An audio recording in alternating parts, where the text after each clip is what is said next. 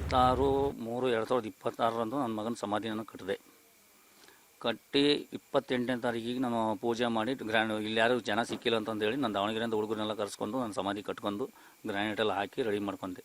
Ready ಮಾಡಿ 28ನೇ ತಾರೀಕಿಗೆ ಪೂಜೆ ಮಾಡಬೇಕು ಅಂತ ಹೇಳಿ ಎಲ್ಲ ಸೇರಿ ನಾವು ಪೂಜೆ ಮಾಡಿದ್ವಿ. 28ನೇ ತಾರೀಕಿಗೆ ಪೂಜೆ ಮಾಡಿದ್ವಿ. ಪೂಜೆ ಮಾಡಿ ಡೈಲಿ ಬೆಳಗ್ಗೆ ನನಗೆ ದೇವಸ್ಥಾನ ಅದೇ ಅಂತ ತಿಳ್ಕೊಂಡು ಡೈಲಿ ಬೆಳಗ್ಗೆ ಹೋಗೋದು, ಸಂಜೆ ಹೋಗೋದು, ಬರೋದು ಮಾಡ್ತದ್ದು ಎಲ್ಲ ಅಲ್ಲೇ ಮಾಡ್ತಾಯಿದ್ವಿ. ನಾವು ಹುಡುಗರೆಲ್ಲ ಹೋಗ್ತಾಯಿದ್ವಿ. ನಮ್ಮ ಹುಡುಗರು ನಾವು ಎಲ್ಲರೂ ಪೂಜೆ ಮಾಡ್ಕೊಂಡು ಬರ್ತಾಯಿದ್ವಿ. ಇವತ್ತು ಸಂಜೆ 4:15 ನಮಗೆ ಗೊತ್ತಾಯಿತು. ನಮ್ಮ ಚಿಕ್ಕಪ್ಪನಿಗೆ ಫೋನ್ ಮಾಡಿದ್ರು ಯಾರೋ ಒಬ್ಬರು.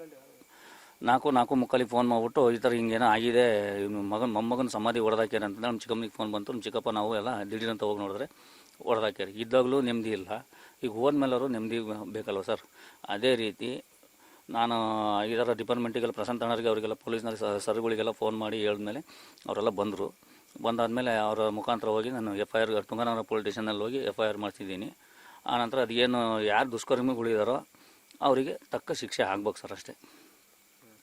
ಯಾವ ಸ್ಥಿತಿಯಲ್ಲಿದೆ ಗೋರಿ ಹಿಂದ್ಗಡೆ ಏನು ಫೋಟೋ ಹಾಕಿದ್ನೋ ಅದೆಲ್ಲ ಕಲ್ಲು ತಗೊಂಡು ಜಜ್ಜಿ ಎಲ್ಲ ಬುಕ್ಣಿ ಮಾಡಿ ಹಾಕ್ಯಾರ ಹಿಂದ್ಗಡೆ ಎಲ್ಲ ಪೂರ ಫೋಟೋನು ಹೊಡೆದಾಕ್ಯಾರ. ಹಿಂದ್ಗಡೆ ಗ್ರಾನೈಟ್ ಏನು ಹಾಕಿದೆ ಹಿಂದ್ಗಡೆ ಗ್ರಾನೈಟ್ ಎಲ್ಲ ಬುಕ್ಣಿ ಮಾಡಾಕ್ಯಾರ. ಅದು ಯಾರು ಆಗಿರಲಿ ಅವ್ರಿಗೆ ಶಿಕ್ಷೆ ಆಗಬೇಕು, ನನಗೆ ನ್ಯಾಯ ಬೇಕು ಸರ್, ಅಷ್ಟೇ. ಸುತ್ತಮುತ್ತ ಎಲ್ಲ ಇದು ಮಾಡ್ಯಾರ? ಸುತ್ತಮುತ್ತ ಏನೂ ಮಾಡಿಲ್ಲ, ಹಿಂಭಾಗ ಮಾತ್ರ.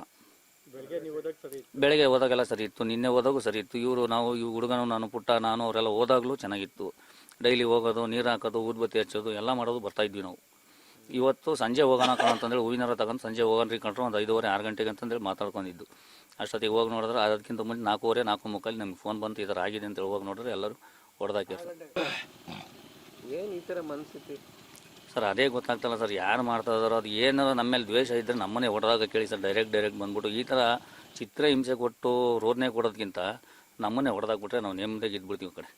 ಯಾಕೆ ಸರ್ ಈ ಥರ ಚಿತ್ರ ಹಿಂಸೆ ಕೊಡ್ಬೇಕು ನಮಗೆ? ಏನೋ ಒಂದು ಮಕ್ಕಳು ಹೆಂಡ್ತಿ ಊಟ ಮಾಡ್ತಾಯಿಲ್ಲ, ಅವ್ರಿಗೆ ಒಂದು ನೆಮ್ಮದಿ ಇರಲಿ ಅಂತಂದೇಳಿ ಏನೋ ತಮಾಷೆ ಮಾಡ್ಕೊಂಡು ಅವ್ರಿಗೆ ಊಟ ಮಾಡ್ಕೊಂಡು ಹೋಗ್ತಾಯಿದ್ದೆ.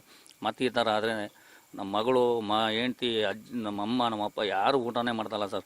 ಈ ಥರ ಆದಮೇಲೆ ಊಟ ಮಾಡೋಕ್ಕೂ ಇನ್ನು ಮಾಡ್ತಾರಲ್ಲಿ. ಅದಕ್ಕೆ ಏನು ಮಾಡ್ಬೇಕು ಸರ್? ಹಾಗಾಗಿ ನಮ್ಮ ಪೊಲೀಸ್ ಇಲಾಖೆಯವರು ಎಲ್ಲರೂ ಸೇರ್ಕೊಂಡು ನಿಮಗೆ ನ್ಯಾಯ ಒದಗಿಸ್ಕೊಡ್ತೀನಿ ಅಂತ ಹೇಳಿದ್ದಾರೆ. ಅದೇ ರೀತಿ ನಾನು ಅವ್ರ ಮೇಲೆ ನಂಬಿಕೆ ಇಟ್ಟು ನಾನು ಸುಮ್ಮನೆ ಇದ್ದೀನಿ ಸರ್.